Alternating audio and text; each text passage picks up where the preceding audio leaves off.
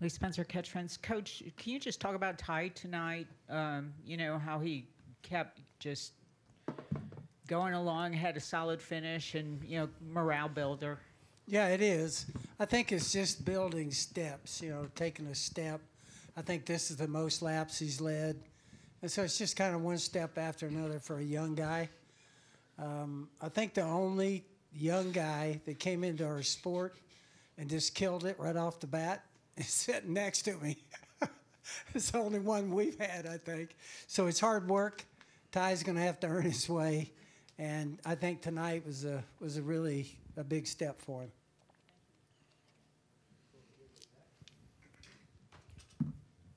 Zach Sternio at NASCAR.com.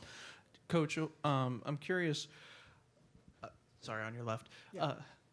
I'm curious from the ownership perspective, having all three cars advance to the round of 12. How significant is that for the organization? Certainly, the level of performance is there, where I'm sure there's a level of expectation to get to this point, but to execute it, especially understanding that Martin entered beneath that elimination line. How significant is that for the organization? Yeah, it means so much. This is our playoff. The way it's designed is so tough, to get from one round to the next. And it means so much for us. You just mentioned that, but it's Toyota, it's our sponsors, and our sport. Obviously, it's you got FedEx on Denny's car, you got Interstate Batteries, you got Bass Pro. Johnny called me from the wilderness someplace, and it just means a lot to our sponsors and to our manufacturer. It's just all the way across the board. So to have three cars advance is really a big deal for us. Jordan Bianchi, The Athletic. This question's for Chris and Denny. When you struggle to get out of a round, you have everything go wrong, and yet you still advance. Does that give you some kind of confidence? Does it just kind of allow you to kind of reset and say, listen, the bottom fell out and we still moved on, and just kind of forget about it? Yeah. So when someone asked Coach what it meant to let the 19 to advance after everything they fought. I think he's writing a story about Martin Truex. What I was thinking was, that's okay. Let him write. I'm going to give him something to write about. Yeah. What I was thinking was they're going to be tough to beat. I know what they have. I know what their resources are. I work very closely with them. Once if you get down once, shame on the situation. Get down twice, shame on them. They aren't going to get down twice. They're going to be tough to beat. So I'm ready for the challenge, but I will guarantee you they will bounce back stronger in round two. Yeah, I mean, certainly it's they got through because of the hard work they put in the regular season. They get rewarded for it, as they should. It buys you some insurance, right? I don't think anyone, or certainly they probably didn't plan on having the finishes they did. Some of it was unfortunate circumstances, and some of them you just didn't hit it that day, right? But they earned that position to live another day, and they're good enough that, there's not one week that you go to and just because of this little 3-race stretch that ain't nobody sleeping on them, that's for sure. The label means nothing, but do you guys consider yourselves the championship favorites? I don't think I've been any better. I don't think our team's been any better. So at our best, I know that we're good enough. Yeah, championship favorite is a term that I think loses its meaning. I think certainly we're a final round favorite. And then you get to Phoenix, and it's one race. But, yeah, we're executing at a super high level. We have all the pieces put together to do it. So, certainly, why not us?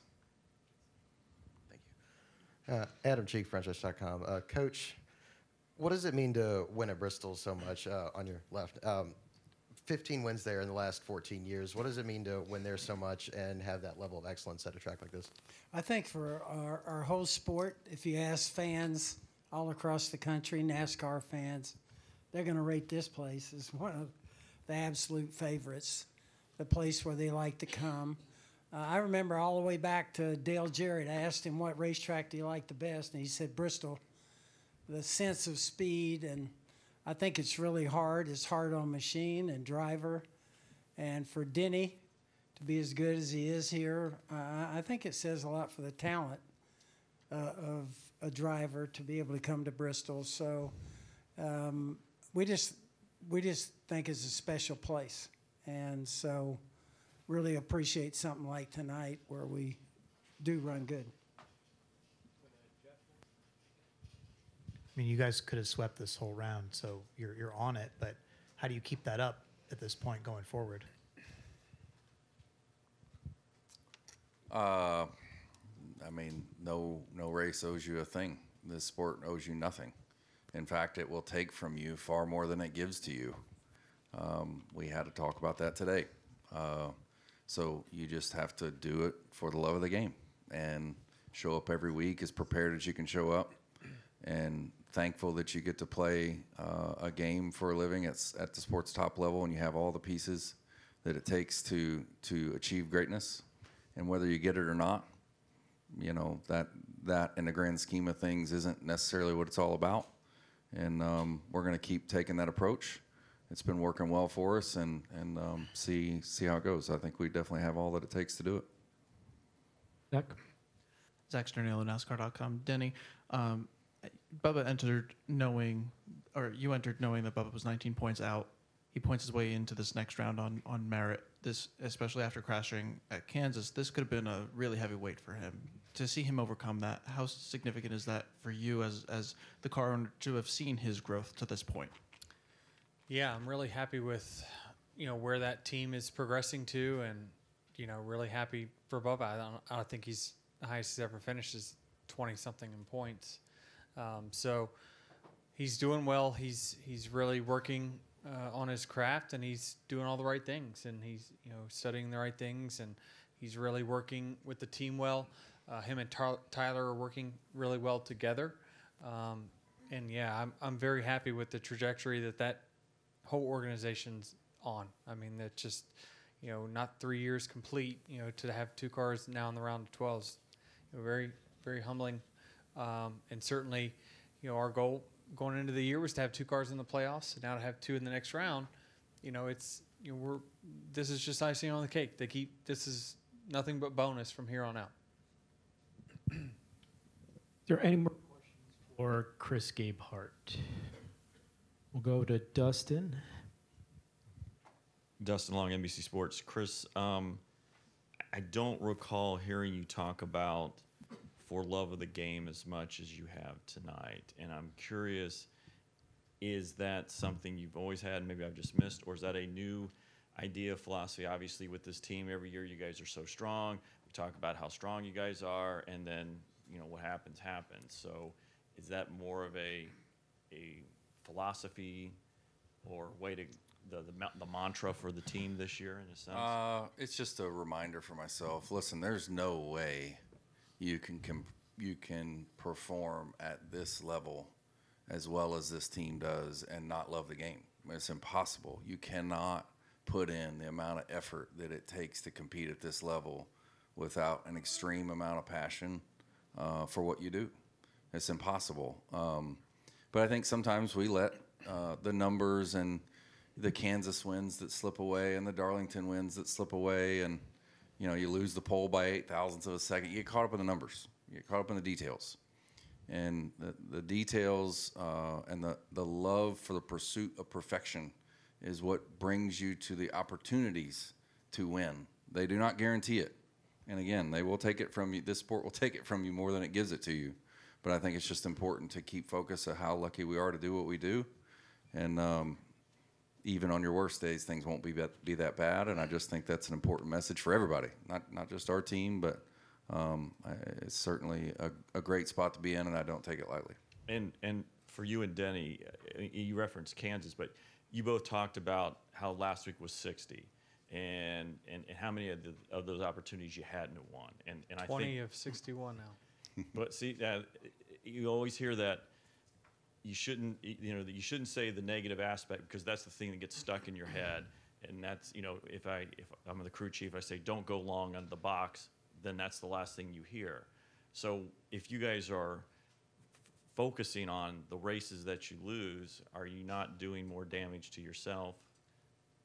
And like I said, that's why I was kind of intrigued about this For the Love of the Game, because you guys talk about how much you've lost all these races. Yeah, but from my standpoint, it's like, since we've been together, to have 61 opportunities to win, like, that just shows that what we have is pretty special. And yeah, it is. But it also shows you that, how unpredictable the sport can be, right? I mean, how much of a team aspect. I've said this a billion times. Other sports, your competitors make a mistake, boom, you pounce, you capitalize.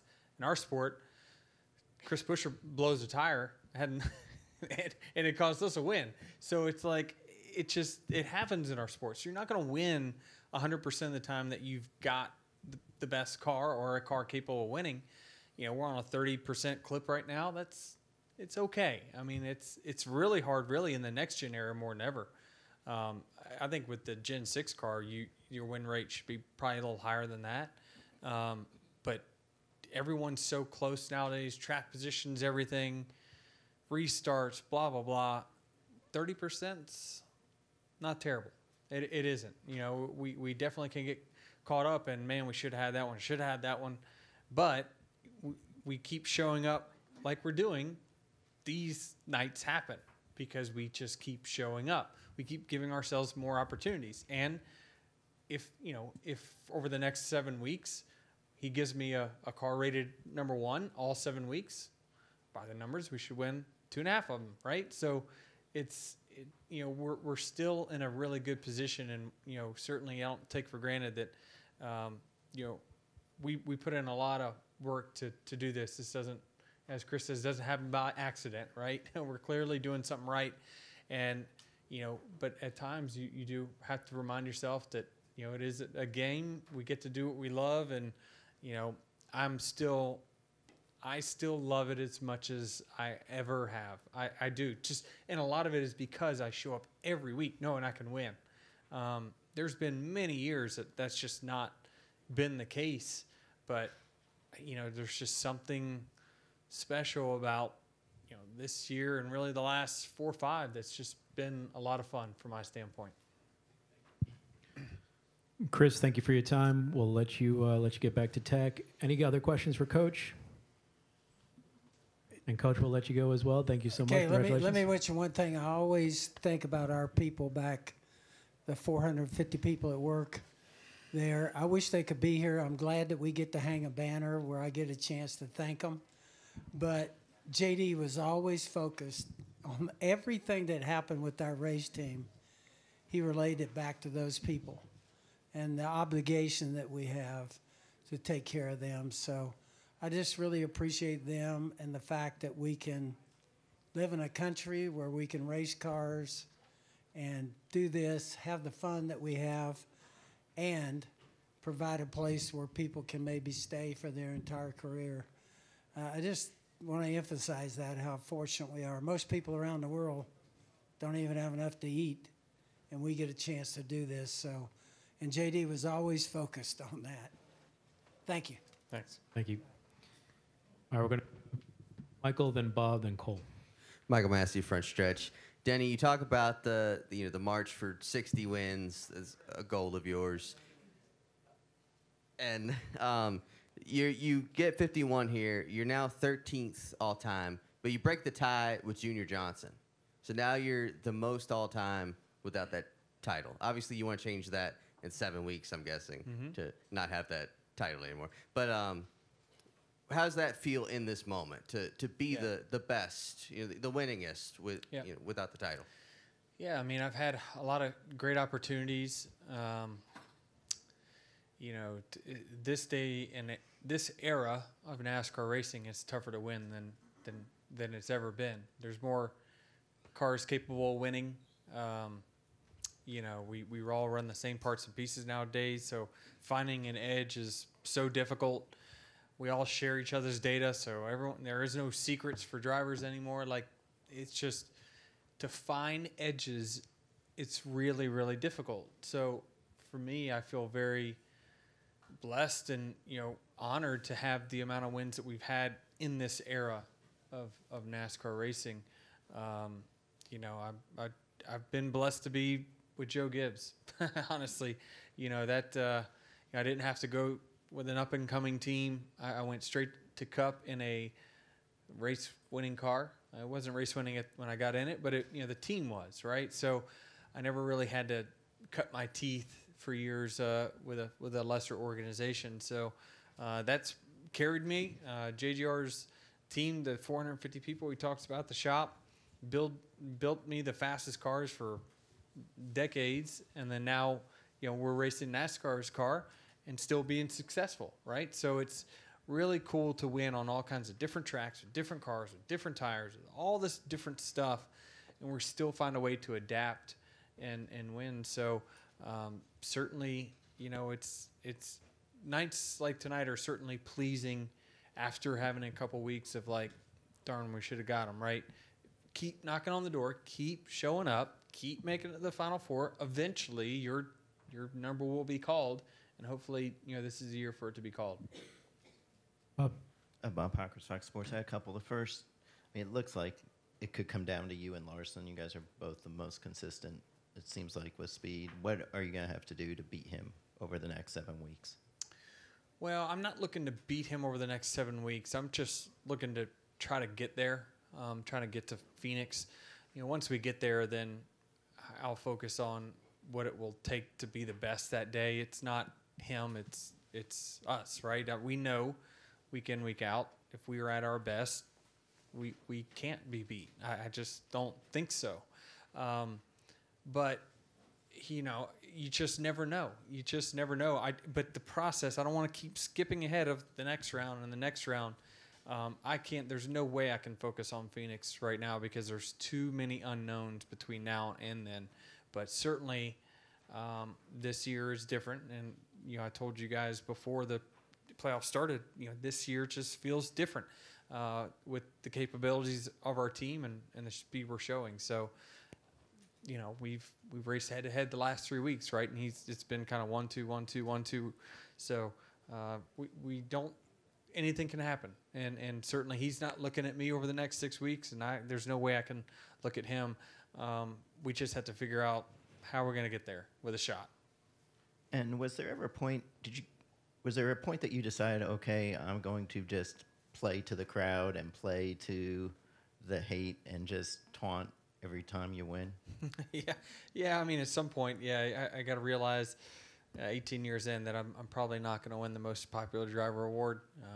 I've come to the conclusion of that. I understand it, but yeah, it's clearly. They think they bother me, but clearly it's having an opposite effect. So I welcome any fan to want to come to the dark side. It's all 5 of my fans are still out there chanting my name. They're over in turn 3 right now. But yeah, it's as Cat Williams said, a hater can't stand a winner. Cool. Thank you. Denny, Cole Cusimano with the Arizona Republic. First off, congratulations. How did it feel to win the Bristol Night Race with MJ in attendance, and did you talk with him after the race? I have not, no. It was a big weekend for the 45 car and with Jay Balvin on the car and that collab. So I was being a fanboy in the middle of practice. I'm taking pictures of Tyler Reddick's suit, texting the guys to make sure I get that suit after this weekend. So it's really cool, the kind of the crossover stuff they're doing. But I'm jealous at times of the paint schemes, jealous of the MJ stuff that Tyler gets to run. But we're still partners, and Michael views us winning just like he does our race team. So he says every weekend he's got 3 chances to win, and so this one he won. And what are you doing with that sword? I'm fighting off all the haters. I'm gonna jam them in the gut. They come close for me. Kelly. Kelly Crandall, Racer.com. Denny, you've said it a few times now, and you have tonight, which is this year feels different. If you keep knocking, eventually the door is going to open up. How exhausting is it, though, at this point to keep trying to do this year after year and go through this process and just not be worn down by the fight to just get to that winner-take-all race? It's a grind for sure, but he said it, right? You have to love the game. You know, I still love it, right? I very well could get knocked out next round or next, and then this year is up. We failed again, but I still love it. I love the process it takes to come to the racetrack and be fastest in practice and fastest in qualifying and win the race. Like, it takes a lot of work and it takes a lot of dedication. And usually at this point of probably drivers' careers, they start not loving it as much because you just got so much other stuff going on. But I'm a competitor and I love competing. And you know, at 42, I love this sport as much as I ever have, and what it takes to find an edge, right? It used to be back in the day, Joe would just build me a faster car than everyone else. You know, we come up with a new strict chassis and we just smoke everyone. I didn't have to put in a whole lot of work. You know, you just kind of rely on the fast car.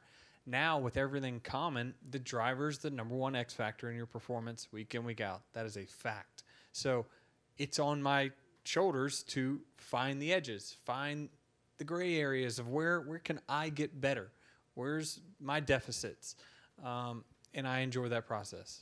So the joy and the your love of competition in when it gets to the playoffs, how different is the satisfaction or the feeling of winning a race in the playoffs versus the first 26?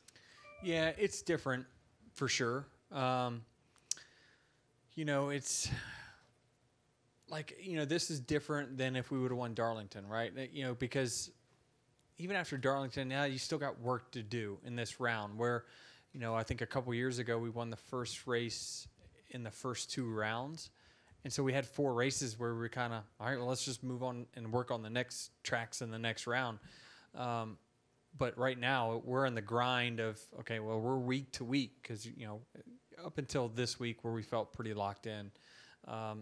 But yeah, it is different. Winning in the playoffs is different because you know that all the drivers are as focused as they've ever been. The teams are bringing the best, you know, they're putting in as much time as they've ever put in all season long. And, you know, when you can get the best of them, you know you did your job that week. Question in the press box.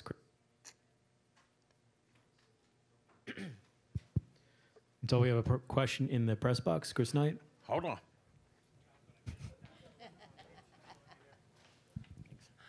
ChrisKnightCatchFence.com. Denny, tonight you led over 14,000 laps in your NASCAR Cup Series career. I think that's put you in the top 12 of all drivers in the sport overall. What kind of accolade is that for your career, and is that important to you? Yes. I mean, Chris says we can't get too caught up in the numbers, but that's a lot of laps. So it's crazy. Time has just flown by, but 14,000 laps, that's crazy. And, you know, certainly, you know, I've never been a leading laps type of guy. I typically manage races, and I manage it to get to the end, right? I don't really care about leading the first lap and leading all the stages. So, you know, typically my style is not going to lead to leading a lot of laps. It's more race management to figure out what I need to do to win the race at the very end. So it's a great accomplishment. I'm blessed to be with the team that I'm with and the manufacturer I'm with. That's what's got that for me. And your outlook on Texas Motor Speedway next weekend? Yeah, I mean, we already started working on it. We were there. We did the test with Goodyear, myself, Logano, and I think Suarez. You know, I feel pretty good about it. I feel like that tire is very, very different, and I think it probably could catch a few teams off guard and not be what they expected, because it is very different. But we at least kind of have a baseline of what that is, and we're going to start to work on it to try to put the fastest car on the track next week too. So I feel like we're in as good a spot as anyone going into next week.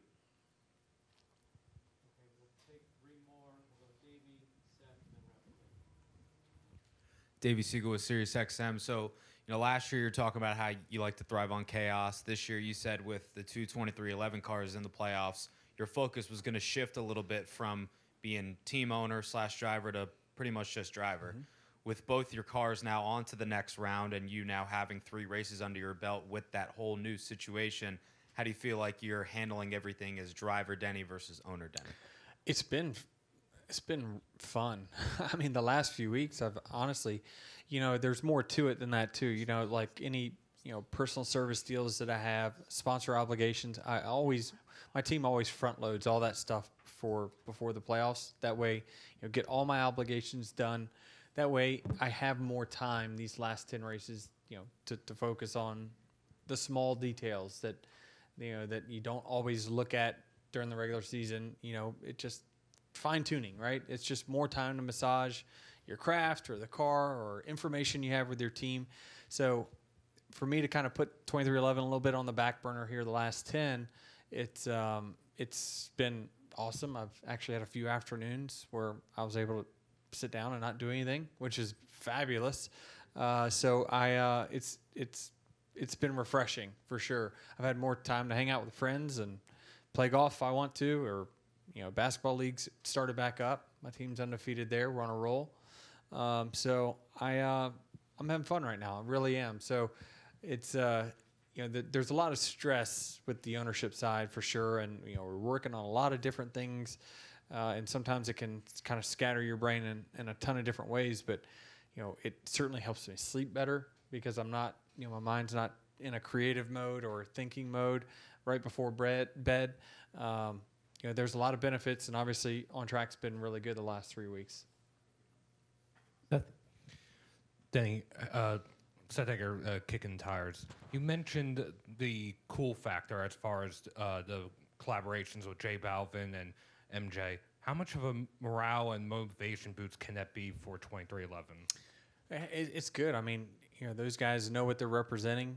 It's a big brand that they're representing, and to see 7 or 8 of J Balvin's crew here, 7 or 8 from Jordan Brand here, that don't always go to races. That's big, right? And that's why Michael came into the sport, is to open up his platform to an audience that probably not as familiar. So I think that they understand what they're representing. That team works really, really close together. Certainly, it's a lot different than a lot of teams that are out there, and certainly when you have these type of collabs, the biggest hurdle for me is getting everyone's shoe order delivered to their house on time. Lee Spencer, Catch Fence. Since Chris joined you guys in 2019, and I remember what a gut punch it was at Homestead, because you were like lights out, and then you guys made that aero change by putting tape on the grill, and it was just like devastating. But I'm wondering, from that low moment to now, what has been the biggest gains that you guys have made as partners and as a team? We really haven't changed that much from like year one to now, because we've realized as long as we keep trusting each other, things are good. Like when I have concerns, I'm not afraid to reach out to him and express those, right? Because a crew chief and a driver's, it's like a marriage. Well, I guess I wouldn't know anything about that, but it's, I guess you're supposed to listen to the other person and, be empathetic and all that other stuff. But yeah, well, that's what I heard. So I feel like,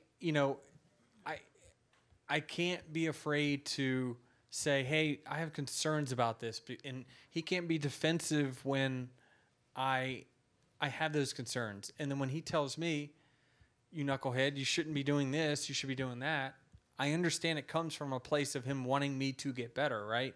And it's very easy, if you're a veteran of the team, to say, well, this is the way I've always been doing it, and sorry, like, if you just make the car drive like I want it to drive, we'll win every week. Well, his job is to say, well, perhaps you should adjust as well. And that's what makes this relationship really work well, is that we trust each other and we're pushing each other to be better. And so I think that's really special in our series, and you don't get it often. And I lied. We'll take one more, and we'll wrap up with Jeff. Yeah, I mean, obviously none of us have ever been in this situation, so I don't know if you can describe it to us, but like, what's it like to stand in the middle of like this massive arena, all the attention and the energy is like directed onto you, and you're like addressing all these people, like you have the floor for a moment. Like, what does that feel like? Yeah, it's why I love this track, right? I mean, it doesn't matter whether it's cheers or boos. Like, it's, you know, you've earned the right to be on that stage for that given moment, for that interview or whatever it might be. So it's gratifying. I mean, I'm a person that you know, feeds off of that because, you know, I know that my hard work is paid off, right? And, you know, it's tough. It is like Dion says it, like, what about me thinks I care about what you think about me, because it's not the same opinion that I have of myself, right? So I know who I am. I know, you know, how I treat people, and it's okay, right? It's okay to have fandom one way or another, but, you know, to have just electricity, that's fun. This is a really fun moment in sports, and it's really fun in NASCAR to have that many fans passionate one way or another, right? That's good for our sport. Okay, Denny, congratulations. Thanks for all the time, and good luck next week at Texas. Anybody talk shit, come bring it.